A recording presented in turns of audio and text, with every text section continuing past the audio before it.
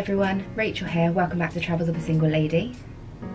This video is going to be a bit different to my usual vlogs. I'm going to do a little bit of a Q&A session. After filming all the answers to the questions, I've decided that I'm going to do it in a couple of parts just because the answers are quite lengthy. I'm going to try and keep the answers as short as I can, but obviously with the most amount of information that I can give you. So if that's something you're interested in, stay tuned. Like this video if you enjoy it when you get to the end. Make sure you comment down below. I always try and respond to all of the comments that I get. If you like my videos, make sure you click subscribe. You can do that here. And make sure you click the notification bell so you get an update every time I upload to YouTube. You can also find me on Instagram under Travels of a Single Lady. And you can also find me on Facebook. I'm going to set up a new community page or a new Facebook page. So if you want to know what it's like to work on a cruise ship at the moment, or being on a cruise ship at the moment, please stay tuned and we'll head straight into the questions and answers. As some of you already know, since December I have been working for Royal Caribbean on board Symphony of the Seas.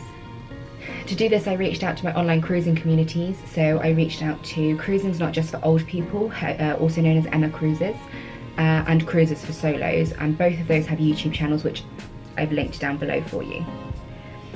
So thank you to everyone who submitted questions.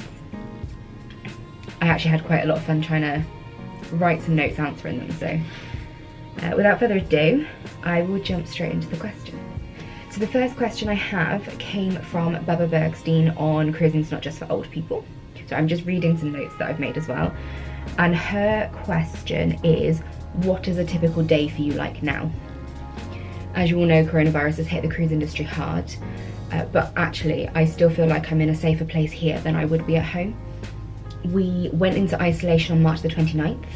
So we actually came out of isolation on April 24th.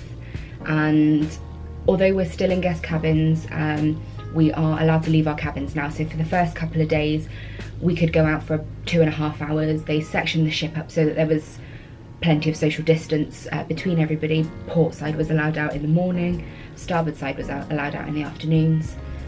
But because everybody's been doing so well, we're now allowed out all day. So we can go out between 9 and 11:30 in the morning, 2 and 4:30 in the afternoon, and 7:30 till midnight in the evening, because everybody's been doing so well with social distancing, and we are now a green ship.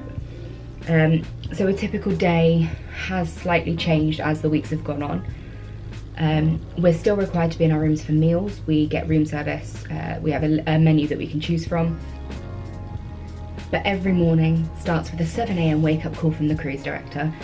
He usually plays a piece of music. We've had anything from mean songs like Locked Up by Akon. We've had a military piece of music to wake us up in the morning, all sorts. But then it's always followed by good morning, wake up, breakfast is on the way round, because our food is delivered to outside our cabin and then they knock on the door and then we bring our breakfast in. After breakfast is morning temperature check, so the managers go around all of the floors, everybody gets temperature checked to make sure that nobody's getting a fever or anything like that.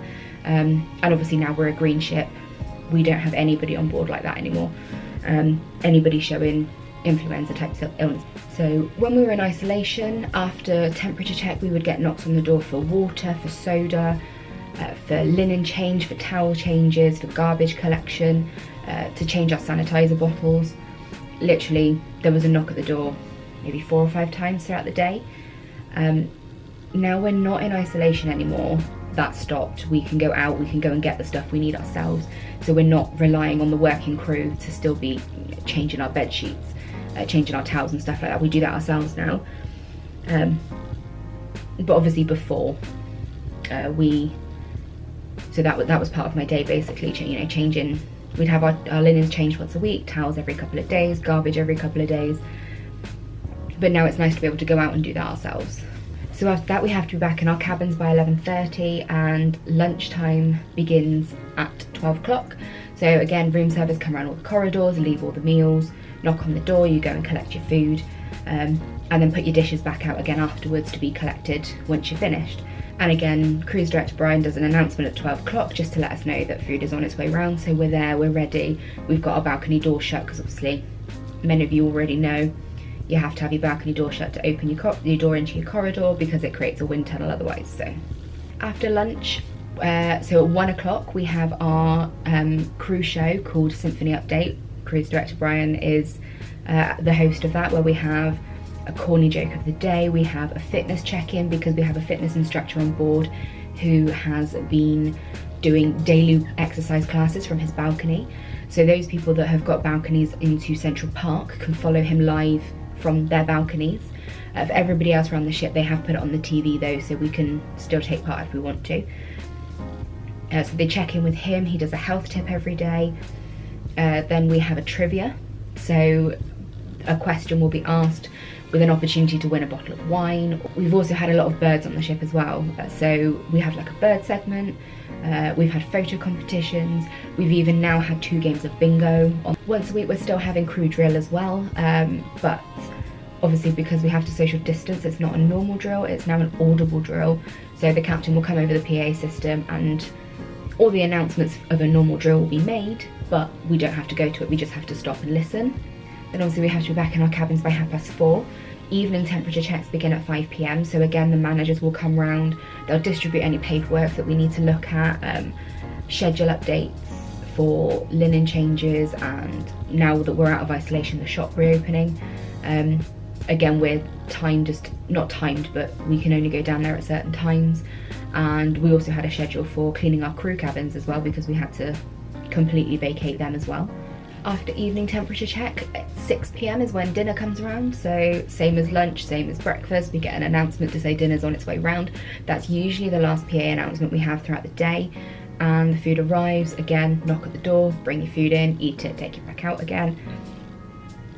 So that's like the general day-to-day as it is at the moment. What I've been doing to fill my time, so we've been provided with loads of movies, we have free Wi-Fi, so I've been catching up with friends and family, been doing some editing, I'm now doing some filming. As some of you already know, I did film this video about a week and a half ago, watched back all the footage and you couldn't see me, you couldn't hear me, so I'm having to refilm it now. So this is attempt number 2 at answering your questions. I've been doing some exercise. I follow Joe Sugg and Diane Buswell from Strictly Come Dancing, Diane from Strictly, Joe from YouTube. They're doing a daily exercise class, so I've been taking part in that every day. My friends are having a quiz night every Sunday, so I've been getting involved with that. Thank you again, Bubba, for that question. It's a great question. I'm sure you're all interested to know what the difference is for us as crew to you guys as passengers. So it's been nice, we've been able to stay in a guest cabin actually. It's a bit bigger than our crew cabins, but it's been nice. Obviously while we were in isolation we had the balcony so we could go outside, and now, I mean, that's not such a big issue anymore because we can go out throughout the day now, so that's good. So next question comes from Pete, who is the admin of Cruises for Solos, and he asks, in the current crisis, how are the cruise line looking after the crew and how is the crew morale? That's a great question, and I'm sure you've seen in the media there are some disgruntled crew members that have been reaching out to media outlets with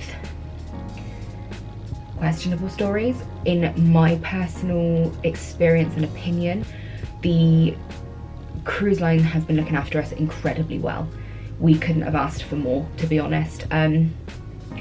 The minute we knew that we needed to go into isolation, the minute we found out we had a case on board, we were straight into isolation. We remained there ever since.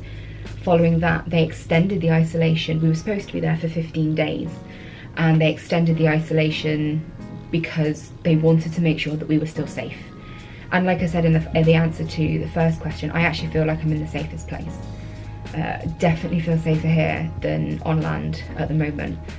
We're getting regular updates from the company 1 to 2 times a day. Sometimes we go a day without an update if there's nothing to update us, but the captain is great at, popping onto the PA. We've had this update, we've had this. They're doing everything they can to, look after us, make sure we're safe, make sure we're healthy, and also try and get us home as well if we want to go home. They have also given us the option that if we don't want to go home for whatever reason, we don't have to. We can choose to stay here. We have free accommodation in the guest staterooms at the moment. We have 3 decent cooked meals a day. We have free medical on board, we have free Wi-Fi on board, we don't have access to land, so there's obviously some stuff we can't get, but now we're out of isolation, we have a shop, we can still get our essentials, we can still get our deodorant, toothpaste, shower gel, shampoos. It's, you know, there are people in a lot worse situations than we are here. They're obviously trying to get us home as quickly as possible. The problem that we've had, and it's not anybody's fault, you know, there's been a lot of things saying, the CDC have said this, or the cruise line is refusing to do that. It's not that at all. The cruise line's doing everything they can to get us home, and the CDC have guidelines in place for a reason. We've had quite a few flights, so we're not allowed to go on commercial flights anymore, we have to get charter flights, but even then some of them are being cancelled, for the pure fact that they're trying to get us home safely. Considering all of those sort of factors in, we're stuck where we are for a moment, we can't get home like we would normally be able to. Crew morale is actually pretty good. The majority of the people that I've spoken to have been positive, have been, yeah, okay, I know I can't go home and I know there's reasons why. And what they've done as well is, so they've roomed departments together. So where I am on deck 10, I have all of the casino either side of me. So it's not like I can't talk to people I don't know, or I have to talk to people I don't know. I've got team members either side of me, so even when I'm out on the balcony, we're staying socially distanced, but we can chat to one another, you know, so it's not the end of the world. We're still being social, but being distanced, obviously, and it means it's not quite so lonely. So while we've been in isolation, it was actually my birthday. It was my big 30th birthday. My parents were supposed to be coming out here. We were supposed to have a great week of celebration. So unfortunately, they never made it here, and we were in isolation by that point. So I was feeling, you know, a bit down. Oh, you know, not going to be able to celebrate my birthday the way I wanted to. I knew I had parcels on the way to meet for cards and presents that had been sent out to me because my parents couldn't bring them out. And I thought, I'm not even going to get those. You know, I was a bit down, I'm not going to lie. But actually, my team made it a great day. Temperature check in the morning, people were singing in the corridor. Went out onto the balcony, they were singing on the balcony to me. The symphony update also does birthday shout outs every day. So I have this was the first day that we'd had the symphony update, so it was done over the PA system, but you know, so it actually made my day really special. It was also a day we were able to go into Miami. We were supposed to be in at like 8 o'clock in the morning. We didn't make it in till nearly 5 p.m. So I was like a kid in a candy shop. You know, the sight of land. It was the first time in like 2 weeks we'd seen land, buildings, cars. Okay, there was no people, but it was just nice to be able to see civilization. So that was a great question, Pete. Thank you very much for providing that question. As far as I'm concerned, we are being looked after exceptionally well, and I could quite happily stay here or go home, whichever is the more beneficial option for me at the moment. Okay. Next question comes from Adrian Trifle. I think I said that correctly. If not, please let me know, and I do apologise. And he asked this question on cruising is not just for old people. And he asked, what are the positives and negatives of working on a cruise ship in times like these? And how have RCI treated you throughout?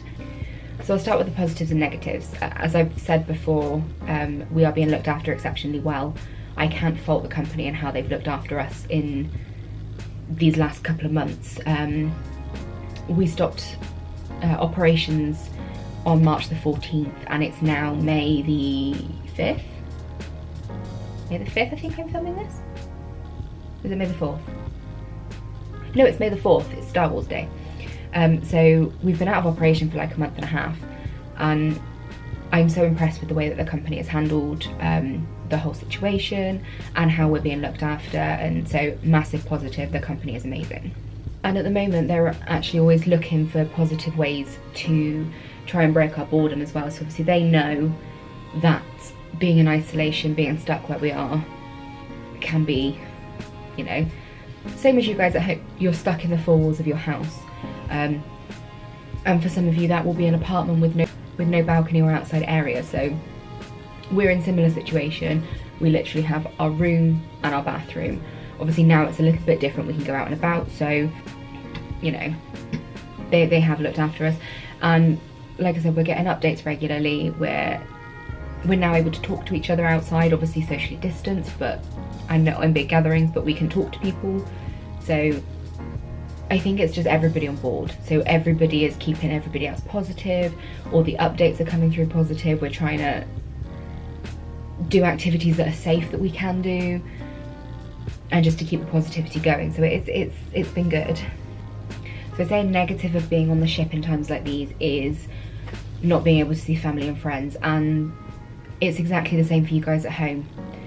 The fact that we have free Wi-Fi is a massive help, because we can still ring our family, video call with our family, chat to our family and friends, whereas sort of, what, 20-30 years ago that wasn't even an option. So negatives really are the same as you guys at home, not being able to see, hug your family, hug your friends, go down the pub for a drink and a catch up. It's no different. And the only other negative is, well, it's not really a negative, it's just the not knowing when we're going to be home. So we know the company is doing everything that they can to get us home. It's not anybody in particular's fault that we can't get home, but it's the uncertainty, which again is exactly the same as you guys at home. Nobody knows how long lockdown's going to last for. Nobody knows how long this is going to be an issue for the world. So although it may seem like a negative, actually I know we'll get home. I know we will get home at some point, and in the meantime, just looking at the positive side of things, and you know, I'm here, I'm alive, I'm being looked after. There aren't really any negatives, really. Hey everyone, so future Rachel here, popping in just to close out this part of the question and answer session. There were quite a few questions with some quite lengthy answers, so I just decided to split it down into a couple of parts, just to make it easier for editing for me and being able to upload it on my phone data whilst we're in Miami, which is where we are today. We'll be leaving in a couple of hours. So I hope you like this video, and make sure, like I said at the beginning, to like, comment, subscribe, click the notification bell, and I will see you in part 2 coming soon. Bye guys.